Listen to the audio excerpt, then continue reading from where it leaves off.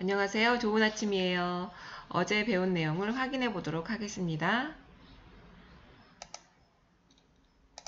행복이란 무엇인가 라는 단원을 배웠는데요. 행복에 대해서 고요한 호수와 같이 평온한 마음의 상태다 라고 말한 에피쿠로스, 이성을 탁월하게 발휘하여 궁극적으로 추구하는 것이다 라고 말한 아리스토텔레스, 그리고 최근에 행복연구소 최인철 박사님 말씀하신 어떤 것에 깊이 빠져 마음에 즐거움이 가득한 상태라는 이런 다양한 견해가 있었는데요. 행복이란 무엇인가 정의해보면 자신의 처지와 능력에 알맞은 목표를 세우고 그 목표를 달성하고자 노력하는 과정에서 느끼는 즐거움과 만족감이라고 볼 수가 있겠습니다. 자, 그러면 이런 행복이 달성이 되려면 최소한 몸과 마음이 건강해야겠죠. 의미 있고 가치 있는 삶의 목표를 설정하고 노력해야 하며 타인을 돕고 나눔을 실천하는 선한 삶을 살아야 된다.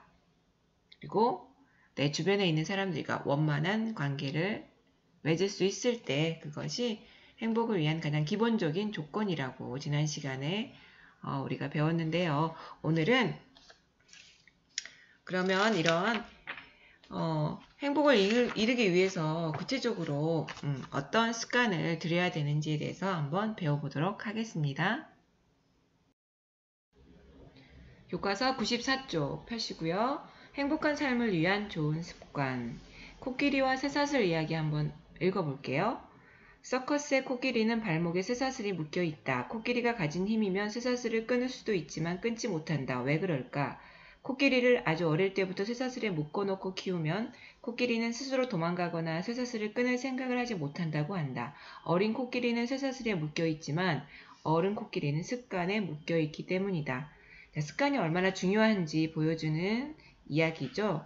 자, 그러면 여러분들은 어떤 습관에 묶여 있을까요? 나의 쇠사슬은 무엇일까 한번 생각해 볼까요? 행복한 삶을 위한 습관의 중요성 보겠습니다. 자, 여러분의 삶을 한번 생각해 볼까요? 아침에 일어나서 침대에서 내려오는 방법, 신발을 신는 방법, 그 다음에 씻는 방법.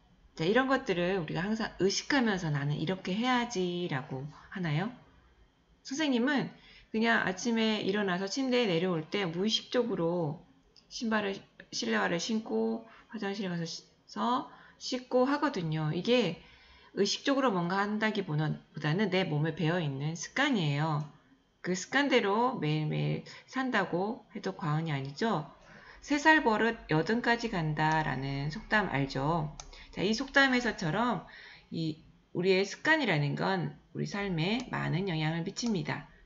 자, 그러면 이런 습관의 중요성과 관련된 사례를 한번 읽어볼게요. 자, 어떤 심리학자가 실험을 했는데요. 그 실험 참가자들은 평소에 하지 않던 친절한 행동을 하루에 5가지 할 것을 요청했다고 합니다. 실험에 참가한 사람들은 타인에게 친절을 베푸는 크고 작은 행동을 일정 기간에 걸쳐 한 결과 자신이 한 행동으로 참가자 자신의 행복감이 크게 증가했다고 밝혔다고 합니다. 자, 이 사례를 통해서 본다면 우리가 타인을 돕는 행위를 반복함으로써 더욱더 행복해질 수 있다는 것을 알 수 있는데요. 그래서 아리스토텔레스는 인간의 성품은 행동에 따라 생기기 때문에 우리가 어떤 행위를 반복하느냐에 따라서 우리의 성품이 결정되고 또 이런 어린 시절의 이런 습관이 삶에도 큰 차이를 만든다라고 했습니다. 근데 이런 습관이라는 게 5번 했다고 해서 이게 습관이 된다고 보기는 어렵겠죠? 그래서 아리스토텔레스는 이런 습관이 꾸준히 길러야 된다고 해서 이런 말을 했어요.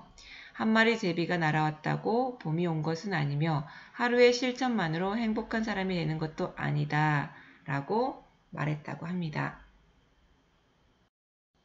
자, 우리 삶에서 꾸준한 습관이 이렇게 중요하다고 했는데요.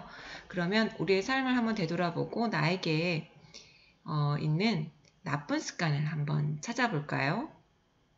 나쁜 습관이 있으면 그것을 발견하여 고치기 위한 노력이 필요하겠죠. 자, KBS 다큐멘터리에서 습관 마음의 밧줄을 끊어라 라는 제목으로 방영한 그런 프로그램인데요. 자기 행동 계약서 작성하기, 자기 기록하기, 자기 조절하기 3단계를 거쳐 나쁜 습관을 고칠 수 있도록 안내하는 그런 프로그램입니다. 여러분이 이 활동을 하기 전에 그 영상을 먼저 보고 참여한다면 더 효과가 있겠죠. 자, 오늘의 과제는 이 자기 행동 계약서 작성하기로 한번 해볼까요?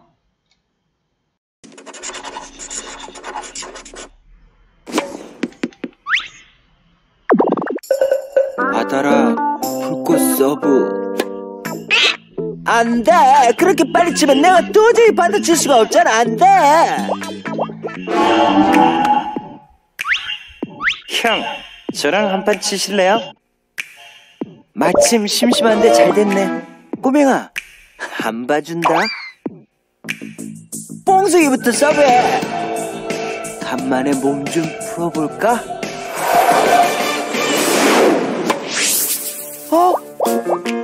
러브 15! 아직 몸이 안 풀려서 그래. 내가 제대로 치기만 하면. 러브 30! 러브 40! 게임 셋 원바이 꼬맹이! 내가 오늘 컨디션이 안 좋아서 그래. 내일 다시 붙자. 이번엔 무대를 보여주지 꼬맹이.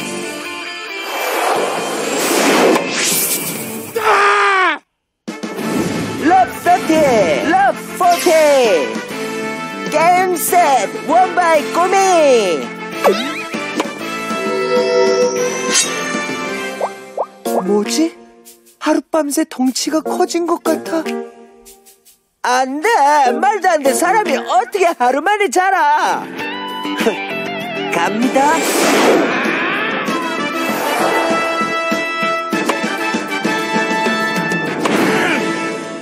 말도 안 돼!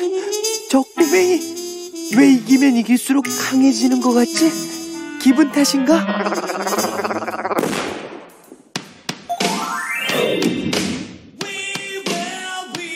기분 탓이 아니라 뇌의 문제 때문인데요. 바로 승자 효과라 불리는 것이 그 원인입니다. 세계적인 뇌과학자이자 신경심리학자인 이언 로버트슨에 따르면 어떤 사람이 성공을 이루면 남성 호르몬인 테스토스테론이 더욱 많이 분비되어 지배적인 행동이 강화되고 그로 인해 더 많은 성공을 불러온다고 하는데요. 실험을 통해 더 자세히 살펴볼까요? 먼저 공격적인 성향을 가진 푸른 개복치를 세 집단으로 나눴습니다. A 집단은 혼자 따로 있게 하고, B 집단은 자기보다 덩치가 큰 물고기와 C 집단은 자기보다 덩치가 작은 물고기와 함께 지내도록 했는데요. 그로부터 5일 후 다시 원래 있던 어항으로 돌아간 물고기들은 어떻게 변했을까요? 덩치 큰 물고기와 지냈던 B 집단은 스트레스를 받아서 공격성이 낮아졌으며, 덩치가 작은 물고기와 지냈던 C 집단은 훨씬 강한 공격성과 지배적 태도를 보였습니다. 승리의 기쁨을 맛보면 맛볼수록 테스토스테론이 더 많이 분출되고, 이 때문에 더 공격적이고 적극적인 양상을 띠게 되는 거죠. 이러한 승자 효과를 효과적으로 이용한 사례가 있는데요. 바로 핵주먹 마이크 타이슨의 일화입니다. 1995년 감옥에서 3년을 보낸 타이슨의 복귀 전, 많은 사람들의 기대 속에 펼쳐진 첫 경기 상대는 의외로 무명 선수였는데요. 경기는 89초 만에 싱겁게 끝나고 말았습니다. 시시한 승리였죠. 두 번째 경기의 상대는 가슴과 배가 출렁거릴 정도로 살찐 선수였는데요. 당연히 타이슨이 승리를 거머쥐긴 했지만 화려한 경기를 기대했던 그의 팬들은 실망감을 감추지 못했습니다. 하지만 그로부터 3개월 뒤 타이슨은 드디어 강력한 선수와 맞붙게 되는데요. 상대는 당시 WBC의 헤비급 챔피언인 프랭크 브루노. 이 경기에서 타이슨은 브루노를 3회 KO로 때려 눕히고 다시 한번 세계 챔피언의 자리에 오르게 됩니다. 후에 타이슨의 프로모터인 돈 킹은 이에 대해 이렇게 인터뷰하죠. 팬들에게는 미안한 일이지만 일부러 약한 상대와 복귀전을 치르게 했습니다. 타이슨이 세계 챔피언이 되기 위해 작은 승리가 주는 승자 효과가 필요하다는 걸 동킹은 아주 잘 알고 있었던 거죠. 받아라. 영상 재밌게 봤나요? 성공도 습관이 되면 더 많은 성공을 가져온다는 그런 이야기인데요. 자, 여러분들 이런 성공 경험을 많이 해보는 것도 좋지만 그렇다고 해서 그 폭력적인 성향이 강화되면 절대 안 되겠죠? 자, 행복한 그 습관을 기르기 위한 좋은 습관과 관련해서 톨스토이의 사례를 한번 읽어보겠습니다. 소설가 톨스토이 여러분 알죠? 톨스토이는 훌륭한 집안에서 태어났지만 10세가 되기 전에 부모님이 모두 세상을 떠나 작은 어머니 집에서 살았다. 그는 자신에게 닥친 불행을 잊기 위해 자주 공상에 빠졌고 독서에 몰입했다. 그는 19세부터 82세에 세상을 뗄 때까지 무려 63년 동안 하루도 빠짐없이 일기를 쓰며 반성의 시간을 가졌다. 배고플 때만 소박한 음식을 먹는다면 병에 걸릴 일도 적고 과식이라는 죄를 저지를 위험도 줄어든다. 음식, 음료, 그리고 노동의 양을 영혼에 적합하게 조정하라. 적합한 수준을 유지할 수 있다면 최고의 주치의를 둔 셈이다. 자기 습관의 주인이 되라. 습관이 우리의 주인이 되도록 해서는 안 된다. 라는 그런 말씀하셨는데요. 하루하루 일기를 쓰면서 반성하는 습관이 훗날 인류에게 정말 훌륭한 작품을 선사해준 훌륭한 작가가 될 수 있게끔 했던 거죠. 자, 여러분도 청소년기에 좋은 습관을 기르는 것이 여러분이 앞으로 어른이 되었을 때 훌륭한 어른이 되는 밑거름이 된다는 거 여러분 잘 알고 있죠? 자, 그렇다면 좋은 습관을 기르는 방법 어떤 것이 있을까요? 너무 복잡하고 거창한 것보다는 좀 간단한 것부터 한번 실천해 보는 게 좋겠죠? 먼저 구체적인 목표 설정이 필요합니다. 도덕적인 사람이 돼야겠다 라는 이런 추상적인 그런 목표보다는 나는 하루에 3번 타인을 돕겠다. 나는 하루에 3번 엄마를 돕겠다. 아니면 동생을 돌봐주겠다. 라는 좀 더 구체적인 그런 목표가 실현 가능성이 높아집니다. 그리고 이러한 목표는 명확하고 분명하며 성취해 나가는 기쁨을 느낄 수 있기 때문에 좀 구체적으로 그 대상도 좀 확실하게 정해놓는 게 좋겠죠. 중요한 건 자신과 타인에게 도움이 되는 방향으로 목표 설정을 해야 된다는 거 기억하시고요. 두 번째, 반복된 실천이 중요합니다. 아리스토텔레스가 바로 앞장에서 말했듯이 한 마리의 제비가 온다고 해서 봄이 오는 게 아니에요. 꾸준하게 반복적으로 실천하기 중요하다는 거 여러분 아시죠? 일상의 작은 일부터 반복하여 실천한다. 하루에 3번 어려운 사람 타인을 돕겠다라고 정했다면 이게 하루로 끝나는 게 아니라 작심삼일이 아니라 3일, 6일, 한 달, 1년 이렇게 꾸준하게 실천에 옮겨야 되겠죠. 자, 세 번째, 자기 성찰이 필요합니다. 톨스토이가 매일 일기를 쓰며 자기 반성을 했듯이 여러분도 여러분이 한 행동에 대한 성찰, 반성의 시간이 있어야겠죠.